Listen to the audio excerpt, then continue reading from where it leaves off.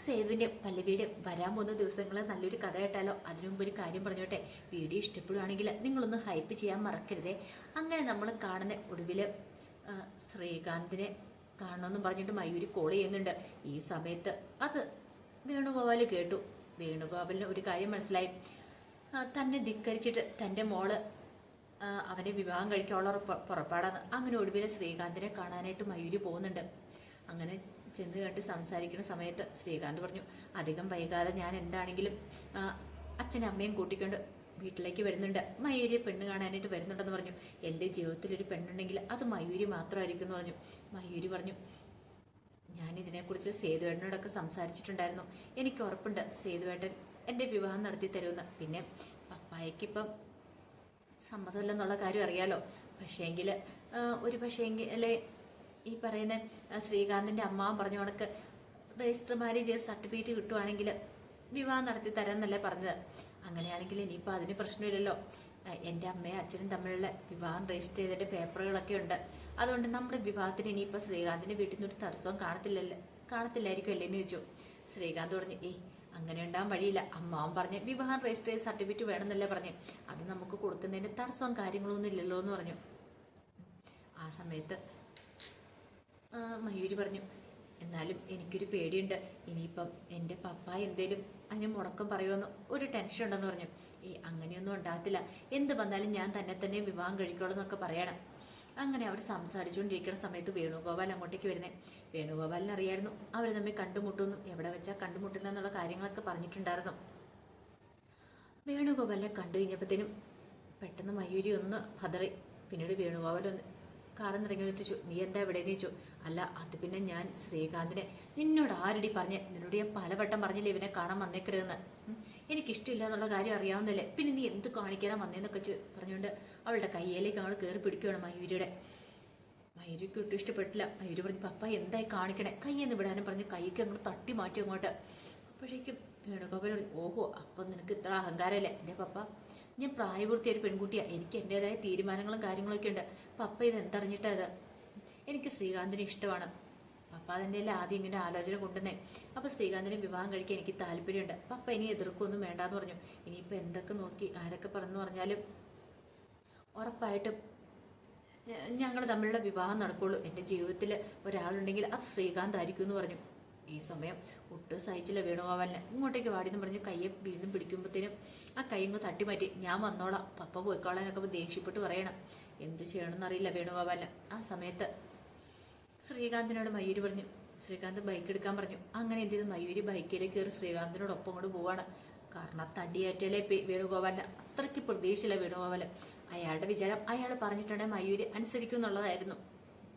പിന്നീട് ദേഷ്യത്തോടു കൂടിയിട്ടാണ് പോകുന്നത്. ഈ സമയത്ത് മയൂരി സേതുവിനെ വിളിച്ചിട്ട് കാര്യങ്ങൾ പറയണം. സേതുവേട്ട ഇങ്ങനെ പ്രശ്നം ഉണ്ടായിട്ടുണ്ട്. കഴിഞ്ഞ പ്രാവശ്യം പപ്പ ശ്രീകാന്തിന്റെ കർണത്തടിച്ചു, ഈ തവണ ഞാൻ അതിനൊരു അവസരം ഉണ്ടാക്കി കൊടുത്തില്ല എന്ന് പറഞ്ഞു. ഈ സമയം സേതു പറഞ്ഞു, നീ വിഷമിക്കൊന്നും വേണ്ട മോളെ, ഞാൻ എന്താണെങ്കിലും നിന്റെ പപ്പാടൊന്ന് സംസാരിക്കട്ടെ എന്ന് പറഞ്ഞു. ഒടുവിൽ എന്ത് ചെയ്തു, വേണുഗോപാലിനെ വിളിച്ച് സംസാരിക്കുന്നുണ്ട്.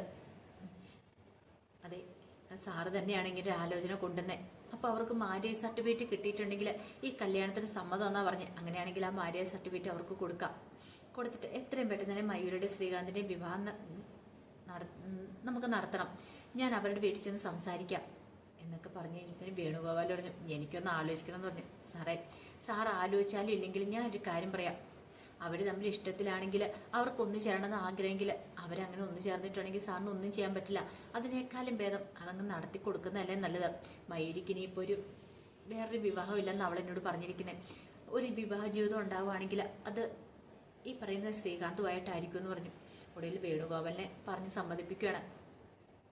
പിന്നീട് ശ്രീകാന്ത് വീട്ടിൽ ചെന്ന് തൻ്റെ അമ്മാവനോട് പറഞ്ഞു കാര്യങ്ങളൊക്കെ. അപ്പോഴേക്കും ആൾ ഒട്ടും ഇഷ്ടപ്പെട്ടില്ല. പിന്നീട് സേതു എന്ന് സംസാരിക്കുന്നുണ്ട്. വിവാഹ സർട്ടിഫിക്കറ്റ് തന്നിട്ടുണ്ടെങ്കിൽ അവരുടെ വിവാഹം നടത്തി കൊടുക്കാമെന്ന് പറഞ്ഞല്ലോ. എന്നാലും വിവാഹ സർട്ടിഫിക്കറ്റുമായിട്ട് ഞങ്ങൾ അടുത്ത ദിവസം വരുമെന്ന് പറഞ്ഞു. അയാൾക്ക് വേറൊരു നിവൃത്തി ഉണ്ടായിരുന്നില്ല. പിന്നീട് ശ്രീകാന്ത് അച്ഛനും അമ്മയും വിളിച്ച് കാര്യങ്ങൾ പറയുന്നുണ്ട്.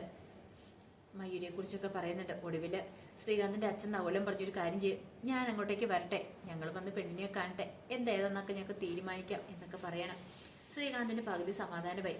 ആ സമയത്ത് ഇന്ദ്രന് പുതിയൊരാളാവാനായിട്ട് മാറാൻ ശ്രമിച്ചുകൊണ്ടിരിക്കുക. അത് പക്ഷേ ഒരു അടവ് മാത്രമായിരുന്നു. ഇന്ദ്രന്റെ മനസ്സിൽ വേറെ പല ഉദ്ദേശങ്ങളൊക്കെ ഉണ്ടായിരുന്നു.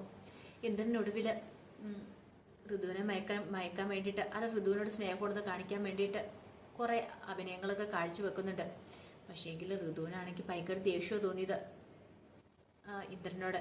കാരണം ഇത്രയൊക്കെ ചതി ചെയ്തിട്ട് ഇനി താൻ വീണ്ടും അവനെ സ്നേഹിക്കണമല്ലേ? പക്ഷെ എല്ലാവരുടെയും മുന്നിൽ ഇന്ദ്രൻ ഭയങ്കര സ്നേഹം അഭിനയിക്കുകയാണ് ഋതുവിനോട്. അപ്പം എല്ലാവരും വിചാരിച്ചു ഇന്ദ്രന് ഭയങ്കര മാറ്റമുണ്ട്, ഇന്ദ്രൻ മാറിയെന്നൊക്കെ. പ്രതാപം പോലും ഞെട്ടിപ്പോയി. ഇത്ര പെട്ടെന്ന് ഇത്ര മാറ്റമോ?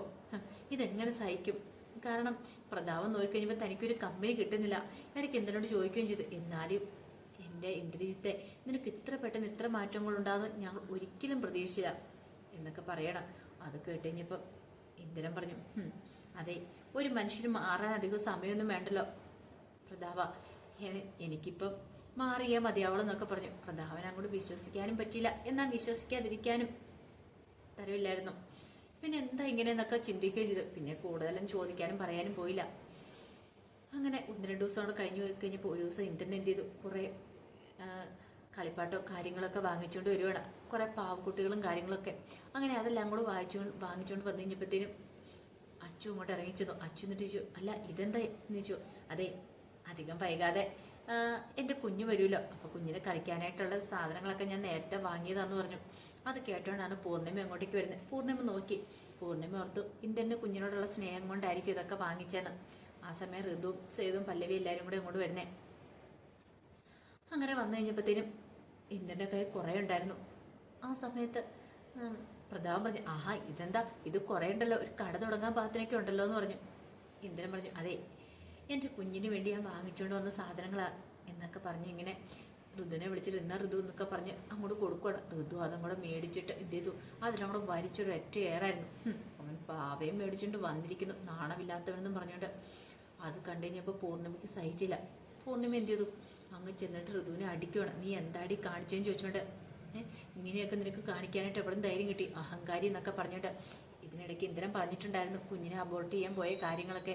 അത് കേട്ടുകഴിഞ്ഞപ്പം പൂർണ്ണിമയ്ക്ക് ഭയങ്കര വിഷമായിരുന്നു. ഇത്ര സ്നേഹം കൊടുത്തിട്ടും ആ കുഞ്ഞിനെ അവൾ അബോർട്ട് ചെയ്യാൻ പോയല്ലോ എന്നൊരു ചിന്ത. അപ്പം ആ ദേഷ്യം കൂടെ ഉള്ളിൽ കിടന്നുകൊണ്ടാണ് ഋതുവിനെ പിടിച്ചിട്ട് തല്ലുമൊക്കെ ചെയ്യുന്നത്.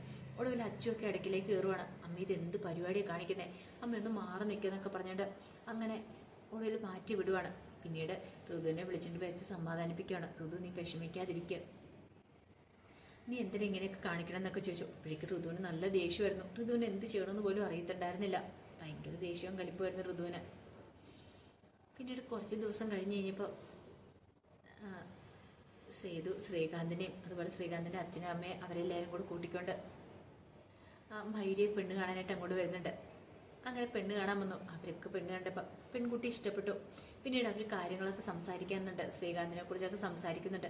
വേണുഗോപാലിന് അത്രയ്ക്ക് താല്പര്യമൊന്നും ഇല്ലായിരുന്നു. പക്ഷെ എന്നാലും സമ്മതിക്കാതിരിക്കാൻ പറ്റില്ലല്ലോ. അങ്ങനെ ഒടുവിൽ വേണുഗോപാലിനെ സമ്മതിക്കേണ്ടതായിട്ട് വന്നു. അവരുടെ കല്യാണമൊക്കെ അങ്ങനെ തീരുമാനിക്കുകയാണ്.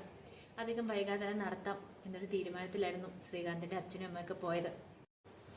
അങ്ങനെ കുറച്ച് ദിവസം കഴിഞ്ഞ് കഴിഞ്ഞപ്പോഴത്തേനും ഋതുവിനെ ഹോസ്പിറ്റലിൽ അഡ്മിറ്റ് ചെയ്തു ഡെലിവറിക്ക് വേണ്ടിയിട്ട്. ഒടുവിൽ ഋതു ഒരു ആൺകുഞ്ഞിന് ജന്മം നൽകുവാണ്. കുഞ്ഞിനെ കൈ കെട്ടി കഴിഞ്ഞപ്പോഴത്തേനും പൂർണ്ണിമയ്ക്ക് എല്ലാവർക്കും ഭയങ്കര സന്തോഷമായിരുന്നു. അതുപോലെ തന്നെ ഇന്ദ്രനും സന്തോഷമൊക്കെ ആയിരുന്നു. ഇന്ദ്രൻ്റെ സന്തോഷം അത് കുറേയൊക്കെ ഇന്ദ്രൻ്റെ അഭിനയം മാത്രമായിരുന്നു. സേതുവിനും പല്ലവിക്കായിരുന്നു ഏറ്റവും കൂടുതൽ സന്തോഷം. പല്ലവിയാണ് കുഞ്ഞിനെ നെഞ്ചോട് ചേർക്കുന്നുണ്ട്. കുഞ്ഞിനെ കൈ കിട്ടിയപ്പോൾ തന്നെ പല്ലവിയുടെ കണ്ണൊക്കെ നിറഞ്ഞു പോയിട്ടുണ്ടായിരുന്നു. പക്ഷേ ഋതുവിനാണെങ്കിലോ കുഞ്ഞിനോട് ഒരു താല്പര്യമില്ലായിരുന്നു. അല്ലെങ്കിൽ തന്നെ ഋതു പറഞ്ഞിട്ടുണ്ടായിരുന്നു ഞാൻ തന്നെ എനിക്ക് ഈ കുഞ്ഞിനെ വേണ്ടാന്നുള്ള കാര്യം. ഇനിയിപ്പോൾ എന്തായി തീരുമെന്ന് അറിയത്തില്ല. ഒരു പക്ഷേങ്കിൽ ഇനി പ്രസവത്തോട് കൂടിയിട്ട് ഋതുവിന് എന്തെങ്കിലും ആപത്ത് സംഭവിക്കുമോ, അതോ ഇനിയിപ്പോൾ ഋതു കുഞ്ഞിനെ കളഞ്ഞിട്ട് പോകുമോ എന്നറിയത്തില്ല. അങ്ങനെ എന്തെങ്കിലും ഒന്ന് സംഭവിക്കും. ഒടുവിൽ പല്ലവി സേതുവും കൂടെ കുഞ്ഞിനെ വളർത്തേണ്ടതായിട്ട് വരും. അപ്പോൾ അതിൻ്റെ വിശേഷങ്ങളൊക്കെ നമ്മൾ കാണാനായിട്ട് പോകുന്നത്. ആ വിശേഷങ്ങൾക്കായി നമുക്ക് എല്ലാവർക്കും കാത്തിരിക്കാം കേട്ടോ. ഒരിക്കൽ കൂടി എല്ലാവർക്കും ശുഭദിനം നേർന്നുകൊണ്ട് നിർത്തുന്നു. നന്ദി.